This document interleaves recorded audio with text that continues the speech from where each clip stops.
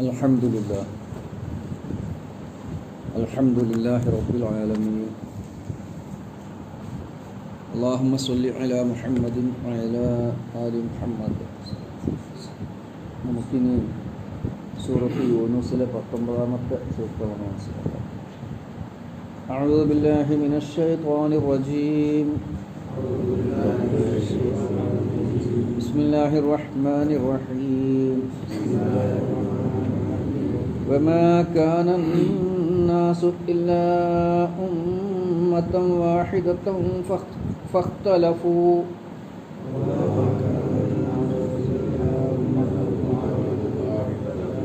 ولولا كلمة سبقت من ربك لقضي بينهم فيما فيه يختلفون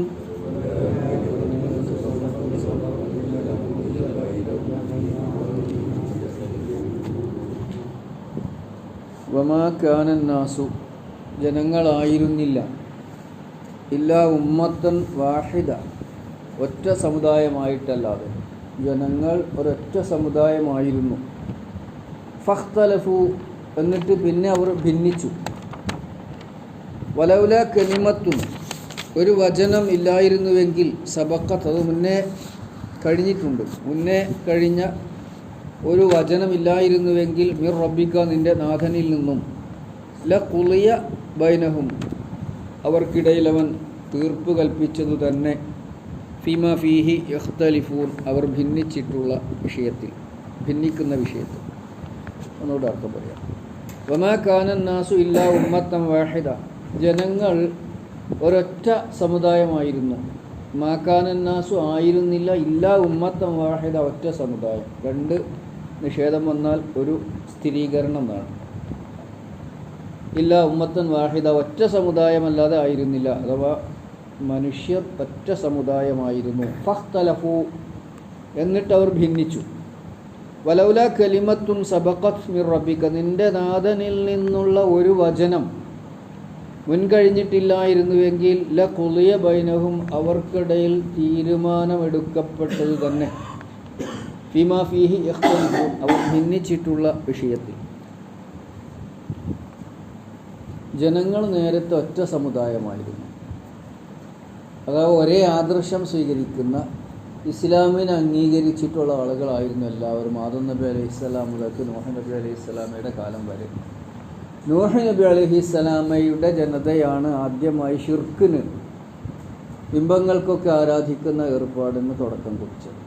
അതുവരെ ഒറ്റ സമുദായമായിരുന്നു. ഇത് നമ്മൾ സൂറത്ത് അൽ-ബഖറയിലെ 213-ാമത്തെ ആയത്തിൽ നമ്മൾ മനസ്സിലാക്കിയതാണ്. അതിൻ്റെ അർത്ഥം കൂടി ഒന്ന് നമ്മൾ നോക്കിയാലേ ഒരു ഓർമ്മ പുതുക്കലും ആകും.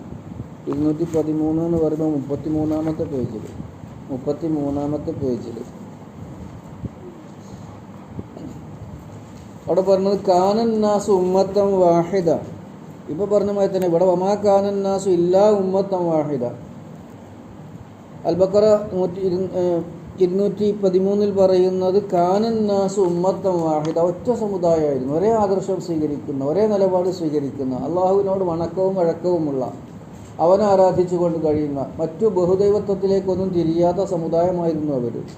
ഇപ്പോൾ വഅസല്ലാഹു അന്നബിയ്യീന എന്നിട്ട് അള്ളാഹു തആല നബിമാരെ നിയോഗിച്ചു. നബിമാരെ നിയോഗിക്കേണ്ട ഒരു ഘട്ടം വന്ന് വഴികേടിൽ അങ്ങേ അറ്റമെത്തിയപ്പോൾ അള്ളാഹു അവർക്ക് വേണ്ടി നബിമാരെ നിയോഗിച്ചു. മുബശ്ശിരീന വ മുൻദിരീൻ മുബശ്ശിറുകളും മുൻദിറുകളുമായി കൊണ്ട് പ്രവാചകന്മാരെ നിയോഗിച്ചു. വ അൻസല മഅഹുൽ കിതാബ ബിൽ ഹഖ് യാഥാർത്ഥ്യവും കൊണ്ട് സത്യവും കൊണ്ട് വേദഗ്രന്ഥത്തെയും അവതരിപ്പിച്ചു. ലിയഹ്കുമ ബൈനൻ നാസി ഫീമ ഇഖ്തലഫൂ ഫീഹി അവർ ഭിന്നിച്ചിട്ടുള്ള വിഷയത്തിൽ തീരുമാനമെടുക്കുന്നതിന് വേണ്ടി. അപ്പോൾ ഖുർആൻ അനുസരിച്ചാണ് ജനങ്ങൾ തീരുമാനമെടുക്കേണ്ടത് ഭിന്നിച്ചിട്ടുണ്ടെങ്കിൽ എന്നാണ് ഇതിൻ്റെ ചുരുക്കം. ഖുർആനിൻ്റെ തന്നെ വ്യാഖ്യാനമാണ് നബി സല്ലല്ലാഹു അലൈഹി വസല്ലമയുടെ ജീവിതം എന്ന് പറയുന്നത്. അതുകൊണ്ടാണ് അദ്ദേഹത്തെ പല മഹാന്മാരും പണ്ഡിതന്മാരും നബി സല്ലല്ലാഹു അലൈഹി വസല്ലം ജീവിക്കുന്ന ഖുർആനാണ് അല്ലെങ്കിൽ നടക്കുന്ന ഖുർആനാണ് എന്നൊക്കെ വർണ്ണിക്കാറുണ്ട്. അതിന് കാരണം അദ്ദേഹം ഖുർആനിനെ നമുക്ക് പ്രായോഗികമായി പഠിപ്പിച്ചു തരുന്ന മഹാനാണ് എന്നത് തന്നെയാണ്. ഇതേമാതിരി ഇനി സമയം ഉണ്ടാകുമ്പോൾ നോക്കിക്കൊണ്ട് സൂറത്ത് ആലു ഇമ്രാനിലെ 19-ാമത്തെ ആയത്തിലും ഇതേ സമാനമായ ആശയം വന്നിട്ടുണ്ട്. ജനങ്ങൾ ആദിയിൽ ഒറ്റ സമുദായമായിരുന്നു. അതാണ് വമാ കാനൻ നാസു ഇല്ലാ ഉമ്മത്തൻ വാഹിദ. ഉമ്മത്ത് എന്ന് സാധാരണഗതിയിൽ പ്രയോഗിക്കുക സമുദായം, അത് അതിൻ്റെ അർത്ഥമാണ്. അതോടൊപ്പം ഉമ്മത്ത് എന്നും ഖൗമ് എന്നും ഖുർആൻ പ്രയോഗിച്ചിട്ടുണ്ട്. ഉമ്മത്ത് എന്ന് പറയുമ്പോൾ സാധാരണഗതിയിൽ അതിന് അർത്ഥം വരും ഒരു ആദർശ സമുദായം, ഒരേ ആദർശം സ്വീകരിക്കുന്ന, ഒരേ ആദർശമനുസരിച്ച് ജീവിക്കുന്ന, ഒരേ ആദർശത്തിലേക്ക് വിളിക്കുന്നവരാണ് ഉമ്മത്ത്. ഖുർആൻ പലപ്പോഴും ഖൗമ്, യാ ഖൗമി ഇത്തബിഉൽ മുർസലീൻ, ഖൗമ് എന്ന് ഉപയോഗിച്ചിട്ടുണ്ട്. ഖൗമ് ജനങ്ങൾ, അല്ലെ, ജനത എന്ന് പറയുമ്പോൾ അതിലെല്ലാവരും അഭിസംബോധിതരായ എല്ലാവരും, അതിൽ മുഅ്മിനീങ്ങളുണ്ടാകും, മുഅ്മിനീങ്ങളല്ലാത്തവരൊക്കെ ഉണ്ടാകും. അപ്പോൾ ഇവിടെ ഉമ്മത്തൻ വാഹിദ, ഒറ്റ സമുദായമായിരുന്നു എന്ന് പറഞ്ഞതോടുകൂടി നമുക്ക് ബോധ്യമായി ജനങ്ങൾ ആദ്യം ഒറ്റ സമുദായമായിരുന്നു. ഭൗതിക ശാസ്ത്രജ്ഞന്മാരിൽ പലരും, അല്ലെങ്കിൽ സാമൂഹ്യ ശാസ്ത്രജ്ഞന്മാരിൽ പലരും പറയുന്നത് ബഹുദൈവത്വത്തിൽ നിന്ന് രൂപപ്പെട്ടു വന്നതാണ് ഏകദൈവത്വം. എന്നാൽ യഥാർത്ഥത്തിൽ അങ്ങനെയല്ല. ഏകദൈവത്വമായിരുന്നു തുടക്കം മുതൽ, മനുഷ്യവാസം ആരംഭിച്ചത് മുതൽ ഉണ്ടായിരുന്നത്. പിന്നീട് ബഹുദൈവത്വത്തിലേക്ക് മാറുകയാണ് ജനങ്ങൾ ചെയ്തത്. അത് നൂഹ് നബി അലൈഹി സ്വലാമയുടെ ജനതയുടെ കാലത്താണെന്നുള്ള തഫ്സീറുകളൊക്കെ കാണാം. നേരത്തെ മുതൽ ജനങ്ങൾ തൗഹീദ് അംഗീകരിച്ച ഏകദൈവത്തെ സ്വീകരിക്കുന്നവരായിരുന്നു. പിന്നീട് അവർ ബഹുദൈവത്വത്തിലേക്ക് പതുക്കെ ഇങ്ങനെ മാറിപ്പോവുകയാണ്. ഇങ്ങനെയാണല്ലോ, ആദ്യം ഒരു ഫോട്ടോ തൂക്കും, അല്ല പിന്നെ ഒരു മാലടും, പിന്നെ ഒരു ചന്ദനത്തിരി കത്തിച്ചേക്കും. ഇങ്ങനെയൊക്കെയാണല്ലോ ബഹുദൈവത്വം ആരംഭിക്കുക. പിന്നെ അവിടെ ലക്ഷം പൂക്കൾ വിതറും, പിന്നെ ഒരു പ്രതിമൻ്റെ രൂപം. നമുക്ക് പലയിടത്തും പുതിയതായി ഉണ്ടായി വരുന്ന ഈ ബഹുദൈവത്വ ആരാധനാലയങ്ങളിലൊക്കെ നമുക്ക് കാണാൻ കഴിയും. അങ്ങനെയാണ് മുസ്ലിങ്ങളുടെ സാംസ്കാരിക ചിഹ്നമായി, അല്ലെങ്കിൽ മുസ്ലിമീങ്ങളുടെ നിർമ്മിതിയുടെ അത്ഭുതമായി ഒക്കെ പരിചയപ്പെടുത്തപ്പെടുന്ന താജ്മഹലിൻ്റെ അടുത്തടക്കം അവിടെ ഒരു പള്ളിയുണ്ട്. ആ പള്ളിയുടെ ഗേറ്റിങ് ഒരു ചുവന്ന മാല കൂട്ടിയിട്ടിരിക്കുക. അത് അങ്ങനെ സ്ഥിരമായി എടുത്തു കളയാൻ കഴിയില്ലല്ലോ. പിന്നെന്താ ഉണ്ടാവുക? പിന്നെ അവിടെ ചന്ദനത്തിലും കത്തിച്ചു പതുക്കെ എന്താവും, അതിൻ്റെ ഇപ്പുറത്തൊരു പള്ളിയാണ് യഥാർത്ഥത്തിൽ. ഇപ്പുറത്തൊരു പള്ളിയും അപ്പുറത്തൊരു പോയിട്ടുള്ള കണ്ടിട്ട് പോവാം, അതിൻ്റെ ഗേറ്റ് കൊണ്ട് തൂക്കിയിട്ടിരിക്കുന്നു. ഇനി അത് പതുക്കെ ക്ഷേത്രമായി മാറും, അല്ലെങ്കിൽ ബഹുദൈവത്വത്തിൻ്റെ ഒരു കേന്ദ്രമായി മാറും. ഇങ്ങനെ പതുക്കെ ഇത് വ്യാപിച്ചു വന്നതാണ് എന്നർത്ഥം.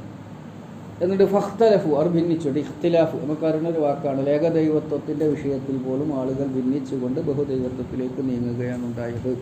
വലൗല കലിമത്തുൻ, ഒരു വചനമില്ലായിരുന്നുവെങ്കിൽ, സബഖത്ത്, അത് കഴിഞ്ഞു പോയിട്ടുണ്ട്, മിർ റബ്ബിക, നിൻ്റെ റബ്ബിൽ നിന്നും. എന്താണ് അള്ളാഹുവിൽ നിന്ന് കഴിഞ്ഞു പോയ ഈ കലിമ എന്ന് പറഞ്ഞത്? അള്ളാഹുവിൻ്റെ കൽപ്പന, അല്ലെങ്കിൽ അള്ളാഹുവിൻ്റെ തീരുമാനം, അതാണ് കലിമ എന്ന് പറഞ്ഞത്. അതെന്തായിരുന്നു എന്നുള്ള വിഷയത്തിൽ പണ്ഡിതന്മാർ പല അഭിപ്രായങ്ങളും പറഞ്ഞത് കേൾക്കാം. അതിലൊരഭിപ്രായം അള്ളാഹു സുബ്ഹാനഹു വ തആല സൂറത്ത് ഇസ്രായിൽ പറഞ്ഞതുപോലെ, വമാ കുന്നാ മുഅദ്ദിബീന ഹത്താ നബ്അസ റസൂല, ഒരു ദൂതനെ നിയോഗിച്ചിട്ടല്ലാതെ അള്ളാഹു ഒരു ജനതയെയും ശിക്ഷിക്കുകയില്ല. അത് അള്ളാഹുവിൻ്റെ ഒരു തീരുമാനമാണ്. ഏത് ജനവിഭാഗങ്ങളിലേക്കാണെങ്കിലും ദൈവദൂതന്മാർ വന്നതിന് ശേഷവും അവർ ധിക്കാരത്തിൽ ഉറച്ചു നിന്നെങ്കിലാണ് അള്ളാഹു അവരെ ശിക്ഷിക്കുക. ദൈവദൂതന്മാർ വന്നിട്ടില്ലാത്ത സമുദായത്തെ അള്ളാഹു തആല ശിക്ഷിക്കുകയില്ല. മറ്റൊരു അഭിപ്രായ പ്രകാരം ഒരു ഹദീസ് ഉണ്ട്, സബഖത്ത് റഹ്മത്തി വലബി, സബഖത്ത് റഹ്മത്തി, എൻ്റെ കാരുണ്യമാണ് മികച്ചു നിൽക്കുന്നത്, മുന്നിട്ട് നിൽക്കുന്നത്, വലബി, എൻ്റെ ദേഷ്യത്തെക്കാൾ, എൻ്റെ കോപത്തെക്കാൾ. അപ്പോൾ അള്ളാഹുവിൻ്റെ കോപത്തെക്കാൾ മുന്നിലുള്ളത് അള്ളാഹുവിൻ്റെ കരുണയാണ്. അപ്പോൾ ഈ കരുണ മികച്ചു നിൽക്കുന്നത് കൊണ്ട് ജനങ്ങളോട് അല്ലാഹു തആല കരുണ കാണിക്കുകയാണ്. അവരെ ഉന്മൂലനം ചെയ്യാതെ, അവരെ പെട്ടെന്ന് പിടികൂടി ശിക്ഷിക്കാതെ, അവൻ്റെ കാരുണ്യം മികച്ചു നിൽക്കുന്നത് കൊണ്ട് അവരെ സഹായിക്കുകയാണ്, അവരോട് കരുണ കാണിക്കുകയാണ് എന്ന വചനമാണ് പണ്ഡിതന്മാർ പറഞ്ഞിട്ടുണ്ട്. അപ്പോൾ ഇതാണ് അതിൻ്റെ പൊരുൾ. ജനങ്ങൾ ധിക്കാരവും തോന്നിവാസവും ചെയ്തിട്ടും അവർ ജീവിക്കുന്നുണ്ടെങ്കിൽ അതിനർത്ഥം അത് അള്ളാഹുവിൻ്റെ കാരുണ്യം, അവൻ്റെ കോപത്തെ മികച്ചു നിൽക്കുന്നത് കൊണ്ടാണ് എന്നതാണ്. വലൗല കലിമത്തുൻ സബഖത് മിർ, അതാണ് അള്ളാഹുവിൽ നിന്ന് മുൻകടന്നു പോയ വചനം. അത് അള്ളാഹു അങ്ങനെ തീരുമാനിച്ചതാണ്, അള്ളാഹുവിൻ്റെ തന്നെ തീരുമാനം. അതുള്ളത് കൊണ്ടാണ് മനുഷ്യന്മാർ കുറ്റം ചെയ്ത ഉടനെ, തെറ്റ് ചെയ്ത ഉടനെ, ധിക്കാരം ചെയ്ത ഉടനെ അവരെ പിടികൂടി ശിക്ഷിക്കാത്തത്. അല്ലെങ്കിൽ ലഖുളിയ ബൈനഹും, അവർക്കിടയിൽ അപ്പം തന്നെ തീരുമാനം ഉണ്ടാക്കും. അത് അള്ളാഹ്ക്ക് കഴിയാഞ്ഞിട്ടൊന്നുമല്ല, പക്ഷേ അള്ളാഹുവിൻ്റെ കരുണ കൊണ്ട് അവൻ അവർക്ക് വീണ്ടും അവസരം കൊടുക്കുകയാണ്. അതാണ് ലഖുളിയ ബൈനഹും, അവർക്കിടയിൽ ഉടനെ തീരുമാനമെടുത്തത് തന്നെ. ഖലാ യഖ്ലി, അതിൻ്റെ കല എന്നുള്ളതിൽ നിന്നുണ്ടായതാണ് ഖുളിയ, തീരുമാനിക്കപ്പെട്ടു. ബൈനഹും, അവർക്കിടയിൽ ഫീമാ ഫീഹി യഖ്തലിഫൂൻ, അവർ ഏത് വിഷയത്തിലാണോ ഭിന്നിച്ചത് ആ വിഷയത്തിൽ. ഏതാണ് വിഷയം? ഏകദൈവത്വമാണ് വിഷയം. ഏകദൈവത്തെ മാത്രം ആരാധിക്കണമോ, അതല്ല പല ദേവതകളെയും ദേവന്മാരെയും സ്വീകരിച്ചുകൊണ്ട് അവയെ ആരാധിക്കണമോ, എന്ന വിഷയത്തിലാണ് അവർ ഭിന്നിച്ചത്. അള്ളാഹുവിനെ സംബന്ധിച്ചിടത്തോളം അവൻ്റെ ഇഷ്ടം, അവൻ്റെ താല്പര്യം, അവൻ്റെ കൽപ്പന, അവൻ മാത്രമാണ് റബ്ബ്. അതിനാൽ അവനോട് മാത്രമേ ഇബാദത്ത് ചെയ്തുള്ളൂ. ഇതിന് വിരുദ്ധമായി ആരെങ്കിലും നിലപാട് സ്വീകരിച്ചിട്ടുണ്ടെങ്കിൽ അവർക്ക് അവസരം കിട്ടുന്നത്, അവർക്ക് ധിക്കാരം ചെയ്യാൻ അള്ളാഹു തആല അനുമതി കൊടുത്തിട്ടുള്ളത് അള്ളാഹുവിൻ്റെ കോപത്തേക്കാൾ മികച്ചു നിൽക്കുന്നത് അവൻ്റെ കാരുണ്യമാണ് എന്ന തത്വമനുസരിച്ചാണ്. ഒന്നുകൂടെ അർത്ഥം വന്നു നിർത്താം. വമാ കാനന്നാസു ഇല്ലാ ഉമ്മത്തൻ വാഹിദ, ജനങ്ങൾ ഒറ്റ സമുദായമായിരുന്നു, ഒറ്റ സമുദായം അല്ലാതെ ആയിരുന്നില്ല. ഫഖ്തലഫു, എന്നിട്ട് അവർ ഭിന്നിച്ചു, ഇഖ്തിലാഫിലായി. വലൗലാ കലിമത്തുൻ സബഖത് മിർ റബ്ബിക, താങ്കളുടെ നാഥനിൽ നിന്ന് ഒരു കലിമത്ത്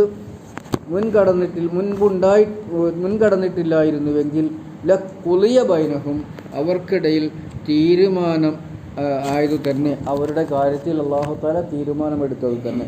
ഫീമാ കാനൂ ഫീഹി യഖ്തലിഫൂൻ, അവർ ഭിന്നിച്ചിട്ടുള്ള വിഷയത്തിൽ. അല്ലാഹു സുബ്ഹാനഹു വ തആല അനുഗ്രഹിക്കുമാറാവട്ടെ. അവനെ സംബന്ധിച്ച് നമ്മൾ ഉൾക്കൊള്ളുന്ന തൗഹീദ് സ്വീകരിച്ചുകൊണ്ട്, അവൻ്റെ ആദർശം അംഗീകരിച്ചുകൊണ്ട് അതിനുവേണ്ടി ജീവിക്കുകയും മരിക്കുകയും ചെയ്യാൻ നമുക്ക് അവൻ്റെ തൗഫീഖ് നൽകി അനുഗ്രഹിക്കുമാറാവട്ടെ. റബ്ബനാ വലംനാ അൻഫുസനാ വഇല്ലം തഗ്ഫിർ ലനാ വതർഹംനാ ലനകൂനന്ന മിനൽ ഖാസിരീൻ. റബ്ബനാ ആതിനാ ഫിദ്ദുനിയ ഹസന വഫിൽ ആഖിറതി ഹസനത വഖിനാ അദാബന്നാർ. വൽഹംദുലില്ലാഹി റബ്ബിൽ ആലമീൻ.